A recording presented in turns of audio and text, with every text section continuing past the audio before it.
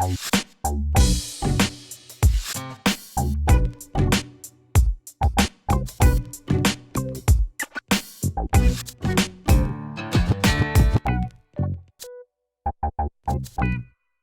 first, g'day all. My name is Rowan. I'm the IT Client Services Officer at St Vincent's Institute. I've been in the industry for about 4.5 years. First off, I'll start with the Mac admin Slack. I'm going to be talking about a lot of the channels in relation to all the bits and pieces that I'm going to talk about today. And so if you're not already on there, I'd heavily recommend that you do so. You can sign up at the link that's just there. Otherwise, you'll find most of us Australians in the ANZ Mac channel. And if you want to have a chat with me afterwards, whether in person or even through Slack, you can find me at Quigley. And if you definitely want to confirm it to me, my icon is Mr. Squiggle. So first off, I want to talk about considerations in automation. So it's easy for me to say, I want to automate my job and I want to make my life easier, but we want to, we have to think about considerations that we have. So some organizations place an immense pressure on us to get a device out from the pallet to the user as quickly as possible. Other organizations are a lot more laid back when it comes to this. What are the expectations in your organization? With that, how quickly do you receive notice that the device is arriving for the user? How good is your Apple reseller in getting the device into DEP before it actually arrives? Second, we have asset information. Does it need to be documented or is this included in our finance system? Who has an asset management system in the room? A few. Is this directly tied to the finance system or is this separate altogether? Is this a manual entry or do you have an API that you can work with to automate this process? Deployment strategies. How many workflows do you have to work with? I know most schools have 2 workflows. They'll have students and they'll have staff. Otherwise, you might be able to get away with 1, which is what we do at SVI. Do you also have the expectation that you actually set up the device physically for the user? I know some schools where the students are far too precious to be able to go through the process, and so you need to log on their behalf and set up their email and things like that. Package deployment. Does your organization allow you to use open source products? Otherwise, how quickly do you need to get updates out to your users? Do you test new patches before you deploy them? I know it's a perfect bold, but sometimes that just can't happen. Or do you give them any feedback to let them know that updates are coming out? Or do you do it silently in the background and just see how things go? Or can you even outsource your packaging either to an open source tool or to a product like Kenobi? Next one, physical deployment. How do you get the machine to your user? Do you deploy it directly to the user, then you never even see it? Or do you have to touch it in some way, whether it be putting a sticker on it or putting some sort of case on it, something like that? First, I'll be going through all of the applications that I'll be talking about today and what they have to work with there. So I'm using Jamf Pro as my MDM. A lot of it will be focused on Jamf, sadly, but I will try my best to try and talk about the fundamentals and how it can apply to other MDMs as well. I'll be talking about DEPNotify, but we'll actually be using Nomad Login for those functionalities. We're talking about Slack because we actually have Slack notifications through our deployment process, which I'll go through as well. Our asset management system is Snipe-IT, which is a lovely open source product that we use to automate our deployments for those as well. And I'll be talking about AutoPkg as well for our package needs. So I'll first off say I'm lying about zero touch in our organization at least. We have to touch the device because we've got an asset sticker on it. And so with that, hopefully you don't have to do that, in which case you might be able to achieve the perfect goal, which is completely zero touch. But otherwise, of course, I'll be talking about the device enrollment program. And if you're not familiar with that or you want to go over the basics again, I'll do that just now. So here we have a video of me going through just a normal basic setup of a DP, and I'm not doing anything fancy there. We're going to ask the user to put in some details like their name, pick a password, those sort of bits and pieces, and also pick whether they want light or dark mode because it's a very important question we have to ask. Of course, the process is a device is purchased from an Apple authorized reseller.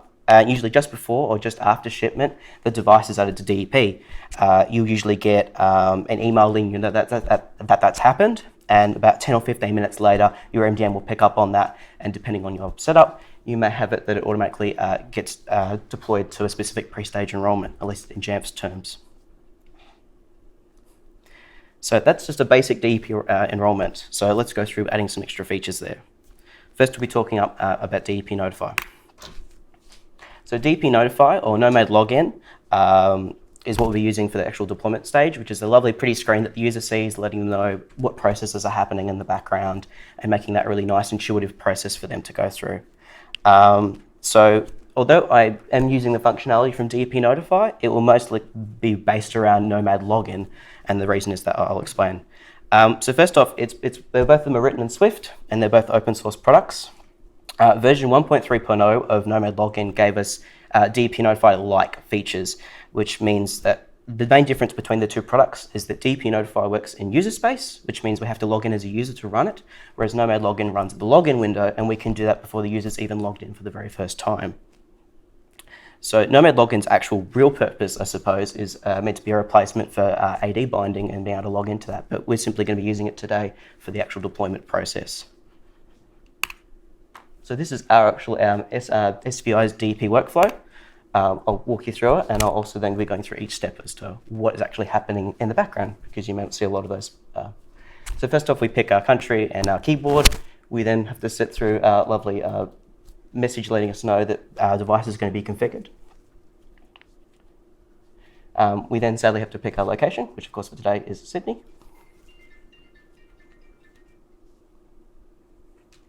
I did edit and speed this up, but it's still quite slow.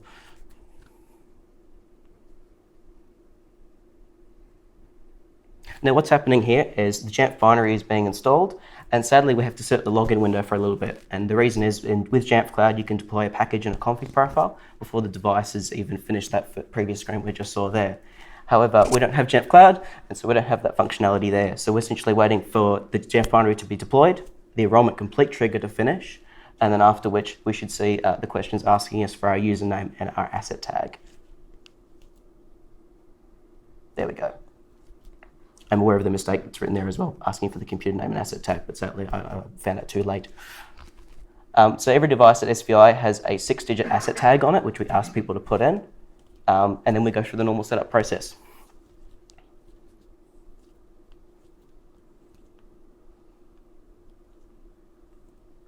So of course we're naming the machine, and we name our machines based on the asset tag that the user has entered prior. So essentially that's going through that entire process, and then I've sped up this part, which is actually the installation of all the applications that we deploy to our users. This process actually takes about 11-12 minutes, but of course for today it'll take about 2. And then we hit the restart screen, after which a minute happens. Any pending updates that had to occur there also occur, and then the user's ready to log in and off they go. So first off, I'll talk about the fact, I mentioned that, so that's fine. Profile creator. So now first I'll cover the correct configuration profile that we had to deploy. So to use this, I used Profile Creator. It's an immensely useful tool. I cannot stress that enough. It is amazing. Even though it is in beta, there's still so much potential there for when it becomes a polished product. It's written by Eric Beglund, and he lives in the Profile Creator channel on the Mac Slack. And I'll just show you a quick screenshot of what the program looks like. So this is essentially only a portion of what the Microsoft Outlook features are available, and you can tick or select as many of those boxes as you wish for your environment. We build probably most of our profiles through this process, and we also sign them as well. So with the configuration profile, I'll be showing you each step that's actually involved in creating that first section where we ask those questions and have those buttons available there. Hopefully this comes up okay. Probably really poor color choice.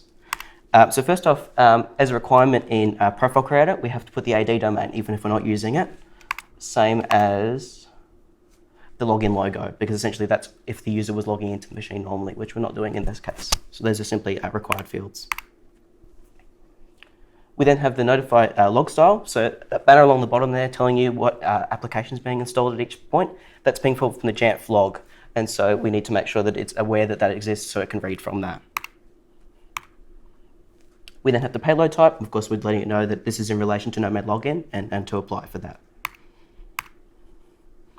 We then have the user input logo, which is the one that you saw at the very beginning, which is like let people know that it is a branded thing and it's from SVI and it's somewhat trusted. We then have the prompt asking to put in those details. And then this is our output. So this writes out to a plist, which we then read when we actually name the machine. We then have the title at the very top, which in this case is just simply the default. And then we have the final section, which is in relation to what questions we're asking and if there's a button and where that's located. So in this case, we have the placeholders for the username and for the asset tag. And then we have an OK button in the bottom right-hand corner, which it shows as well. Excellent. I'm now also going to show you the script itself that runs it. I'm going to be thanking the two people that essentially my work is derived from, which is Neil Martin of the University of East London. He spoke at MacAduck this year in relation to improve your automated MDM enrollments. Essentially, I used a heavy portion of his work, and I would heavily recommend a watch as well. He talks more in depth about API usage, which I won't be covering today. I've also taken parts of this from Jamf Professional Services script in relation to DEPNotify Starter, which is an amazing tool as well. So fingers crossed this works. Cool. So can we make that bigger? Excellent. So first off, we have the policy array, which is all the policies that we're actually going to be calling throughout the actual installation process. And we have a user-readable name that they can see what's being installed, and then, in our case, our custom trigger that we're pulling from Jamf. This is essentially the only part that I edit, and everything else below it is the actual core fundamentals of the script. We call our Jamf binary and our echo and our log, so that that's all there to go when we need to call them later on. And then we're actually requesting the operating system. And the reason we're doing that is because we have a Slack bot that actually is reporting to us at what point the installation's at and what that's going through, which I'll be showing in more depth later on in the talk. We then caffeinate the machine to make sure it doesn't fall asleep while it's doing the installation process. Luckily for us, the installation process finishes in under 15 minutes. But if this was deployed out to a user at home, it could take quite a lot longer. And so we need to make sure that that's built for that purpose. The script then waits to make sure that the setup assistant's finished before it actually starts the question process that the user needs to see. We then resetting it to make sure that we're calling the user input section and the notify section within Nomad login. And then a really probably poor way to do it, but the only option available at the moment is we then kill the login screen so it actually kicks over to this process. We then sit and wait for the user to enter the information, and we can do that forever. But essentially, after a 5-second sleep and finds that the file exists, we can then go through the next process there. All this is then essentially housekeeping, letting the user know that they're fantastic for choosing a Mac at our organization and letting them know all about those options there.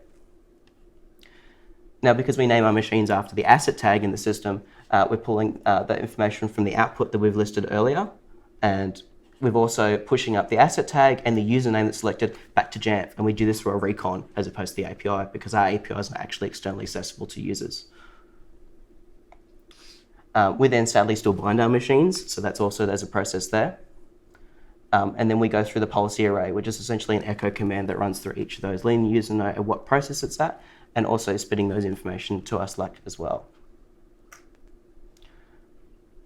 We then do a software update. We occasionally receive machines that are on a minor version that's slightly older than what is currently available, so it just makes sure to bring that all up to date as well.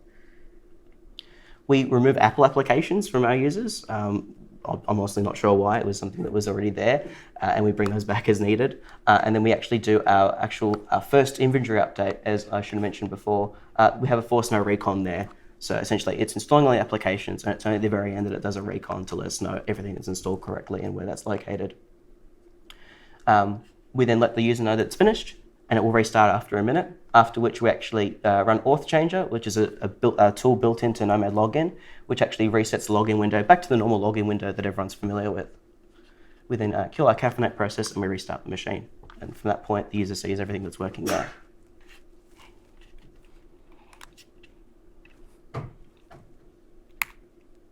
So notifications.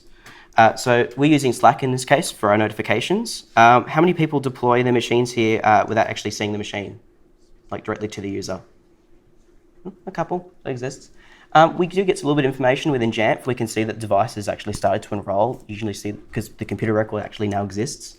But sometimes it'd be nice to see more information at what process it's at.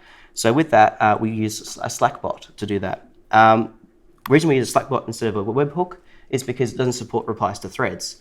Now, this may not seem a really valid reason, but if you have a channel and let's say you have 50 machines all enrolling at the same time, it can be really impossible to follow at what point they're all at because they're just spamming the channel. In this case, it submits a first information about the asset, the serial number, and where you can search for it, and then everything within that is actually then pertaining to that machine only. Both support the ability for the client to send information to Slack, and we believe it's secure enough that we can transmit the information as it's written in the script there. Also, the Slack channel is Slack at Work, so if you wanted to talk about those sort of integrations, that's a great place to do so. So this is what I see when I first see a machine start go through its enrollment process. I have blanked out the serial number, but you'll see a serial number and a way to search the machine, because at this stage the machine's technically not named what we would like it to be, so there's no point searching for that name. And we can't grab the ID because we need that, and we can only grab it through a recon, which is a shame, which we don't do until the very end of the script. So serial number search is usually just good enough for this purpose. Here is then a video showing you what that process looks like. We have the device that's just started to enroll, and just in a moment we'll see the information pertaining to that. Fantastic. So the first thing we're pulling there is the user that's logging in, the asset tag, what we've actually set that to, the name that we've set it to, and the operating system it's running, just so we're aware if there are any updates that need to happen there. And then we're seeing the entire process as the user would in real time.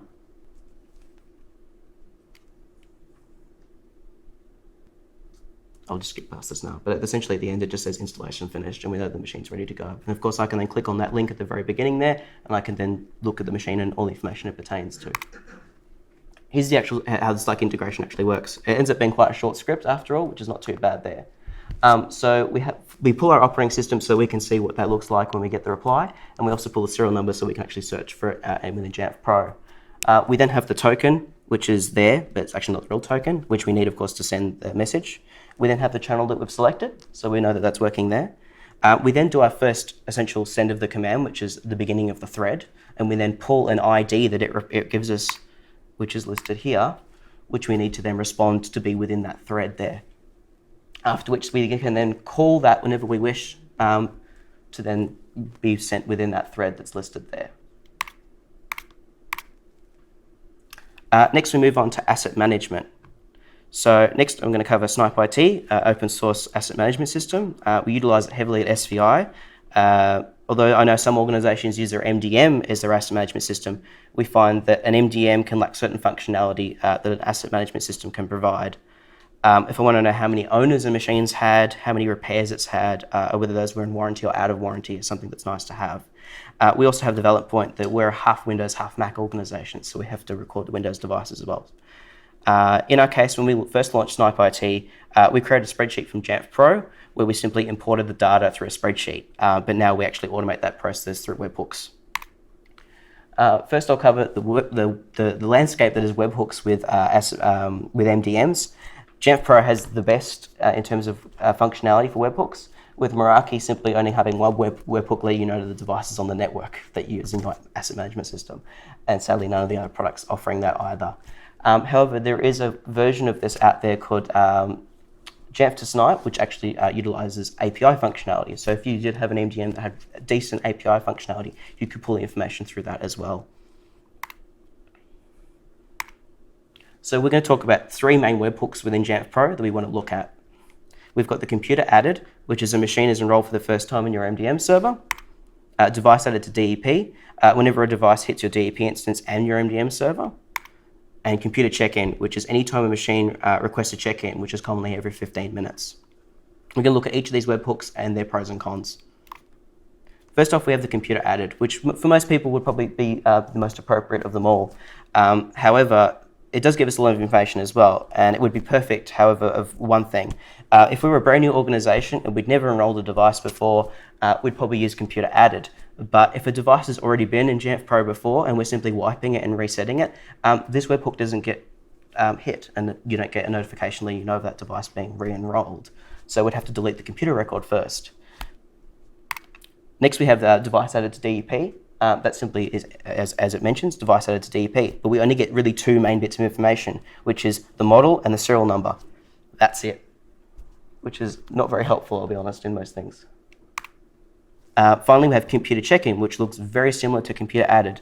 And the reason we use this is because if we have any devices that haven't been added into our asset management system, either manually or people just forget, it's a fair thing, It will, every 15 minutes, a computer will check in. It will then pull that webhook and go, do you have a computer record? No, I will create one now in Snipe-IT.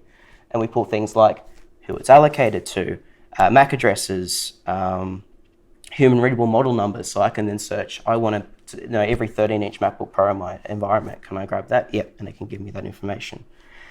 We also pull the device ID. So when I'm in Snipe-IT, which I'll show you on the next one, I can click on a link just there and it'll take me straight to the computer record in Jamf Pro. So there's no hook for computer enrolled? Jamf's API or? That would be the computer added webhook there, right, which I'll just go back to there. Yeah, computer added. That is when the computer actually gets a computer record created in Jamf Pro. You can re-enroll it, you can re-enroll the machine. If you re-enroll the machine, you'll only get this notification the very first time that the device is enrolled. But if the computer record exists, it won't call it again. As I mentioned before, is Jamf to Snipe, which is not what we utilize, but is a very similar ethos. It's written in Python, and the way it works is it creates, it pulls from the Jamf API in relation to whether the device has got a computer record in there, and it does it on a semi-regular basis. So it's set to, I think, twice a day you can set it to, and it just polls whenever the whole list of every device in your environment. It then jumps into whether or not you've got a computer record for it and creates it if need be. As for how ours was actually created, I can't tell you a lot because it wasn't written by me. It was actually written in PHP and actually lives on our Snipe-IT server and was written by my boss, John Rhodes. So if you want to have a chat to him about how this works, please do see him. And also thank him for approving my conference leave. Finally, I'm going to cover our patch management and how that's worked for us. I know you've seen AutoPkg in the first couple of slides in which we currently have, where we are, but I thought about discussing what options we looked at before we actually settled on that. When I joined SVI, I ended up deciding to recreate our AutoPkg environment, which was already existing. And it was at this time I decided to have a look around and see what options were available there. I also looked recently when I created the talk to see whether the landscape's changed in the last 18 months. So these were our requirements at the time that we looked. Had to have integration with our MDM. We didn't want to have to buy a whole new MDM just for patch management. It seemed like a bit of a far-fetched change. We wanted to allow for the automation of most or all actions regarding the packaging and actual deployment of the software. We wanted to allow custom software, not generally covered by vendors. And we also wanted some form of notification support to let us know that it's been done, whether that be through Slack, email, or within the MDM itself. With that, we narrowed it down to two options, which was Jamf's patch management and AutoPkg. First, I'll cover Jamf's patch management and how that works. So here we have a patch management policy, which in this case is for Dropbox, and we'll go through each of the major components of that. First off, we have our target version. So we can deploy a target version to all of our devices across the board. And with that, we can make sure that no one goes too high or everyone brings up to the board that they need to be. We then also have information in relation to the actual product itself, when the new version came out, whether we need an incremental update, whether reboots are required, dependencies, whether we need to quit the app to do the update, and the minimum OS, especially for environments that have a broad spectrum of OSs that they're supporting. We can also install automatically, or we can make it just available on self-service. So if the users are already in the mindset that they simply go to self-service to check if there's any updates available, they can do that themselves. We can also downgrade software, which is quite nice if the package supports it. And we can also patch unknown versions, something I'll get into very briefly.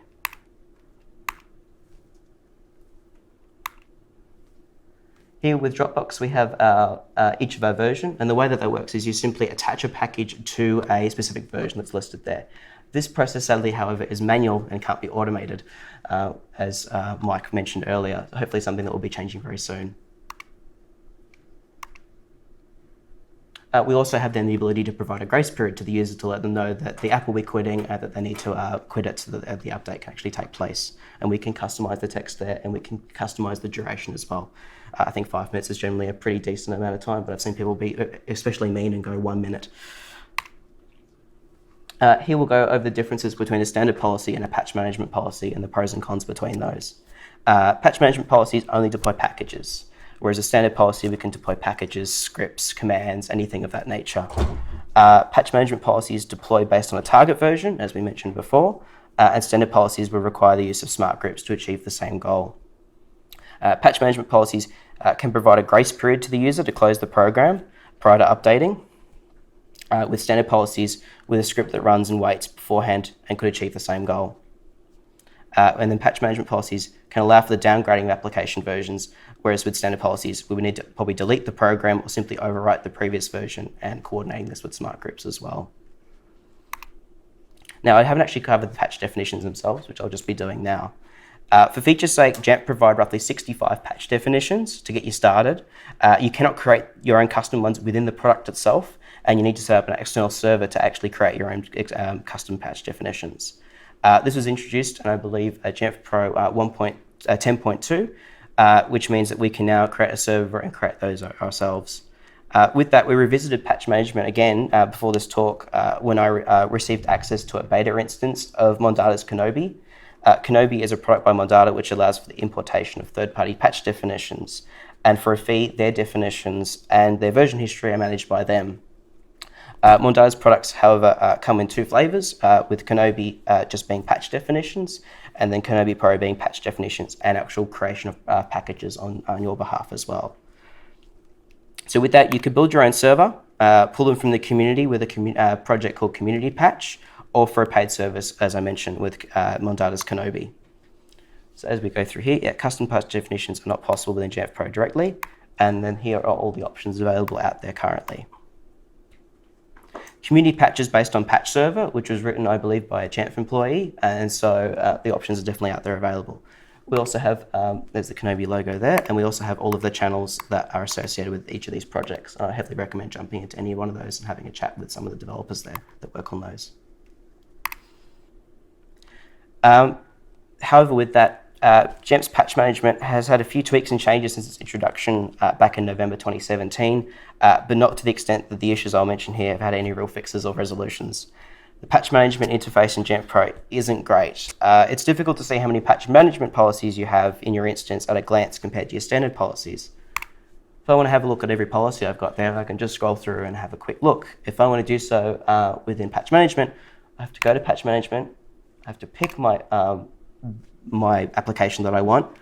I then have to move across to patch policies. I then have to click on the patch policy. And then I'm there. I wish I could do that in less than 4 clicks, but hopefully that will be changing quite soon. I can automate the packages to my MDM and AutoPkg with an external component called JSS Importer, originally written by Shay Craig. However, JSS Importer simply uploads the packages and makes standard policy changes, but doesn't actually do patch management policies. I can set up JSS Importer to simply upload those products automatically without actually creating a policy to do that. But then I still have to manually go in and attach the package to the version number, and then actually have to set my target version, which is all a manual process. Finally, not sure what's there. And then we go with AutoPkg. So although we did play with that in our environment, we primarily utilize AutoPkg in our environment, an open source tool written by Tim Sutton, Greg Nagel, and many others. It allows for the complete automation of package building. Surprisingly, it's been around for quite a while, starting back in 2013, and with the fact that there's actually hundreds of recipes available out there for everyone. I don't want to go over too much today over AutoPkg because of how long it's been out there for, but I will show how we do things in SVI, which is slightly different to the norm. Most people who use AutoPkg, they utilize public recipes and they write overrides for any changes that they want to make, whether that be different names for smart groups, categories, or changing details such as icons or descriptions for self-service. I wasn't too keen on that setup, and so what we did when I started SVI is I just decided to write all my own recipes and store them on our on-site GitLab server. Maybe a little bit of overkill, however, version control is on my terms, which is quite nice. It was slow going. It took me about a month to rewrite all of our recipes. I probably ended up also writing an extra 15 recipes that I didn't actually end up needing. However, it did give me a better understanding of how the product works and what it's capable of, and making sure of getting those sort of inefficiencies and resolving those as well. If you're in an environment where the default setup would work for you, that's great, and I probably would recommend that first before actually diving into doing those sort of things as well. And we have AutoPkg channel on site, which is heavily, a lot of people are in there, so definitely ask questions in there for those sort of things as well.